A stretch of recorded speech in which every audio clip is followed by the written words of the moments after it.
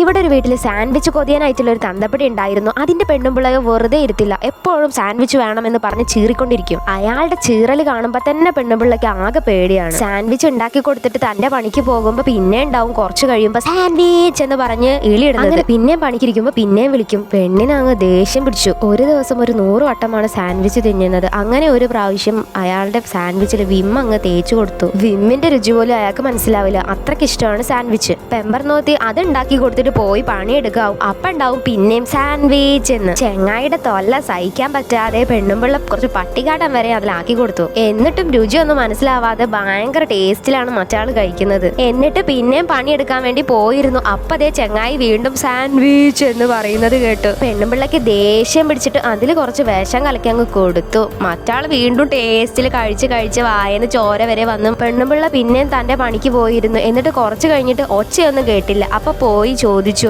എന്തേ മുത്തിന് എന്താണ് സാൻഡ്വിച്ച് വേണ്ടേ എന്ന്. സംഭവം എന്താന്ന് വെച്ച് കഴിഞ്ഞാൽ നേരത്തെ കലക്കി കൊടുത്ത വിഷത്തിൽ അങ്ങ് അയാൾ ചത്തുപോയി. മരിച്ച് കാലങ്ങളായിട്ട് പെണ്ണുമ്പിള്ള ചെങ്ങായിക്ക് സാൻഡ്വിച്ച് എന്നും കൊണ്ടുപോയി കൊടുക്കും. നിങ്ങൾക്ക് ഇഷ്ടമാണ് സാൻഡ്വിച്ച് എങ്കിൽ ഞാൻ ഈ പെണ്ണുമ്പിള്ളയെ അങ്ങോട്ട് അയക്കട്ടെ. Bye bye.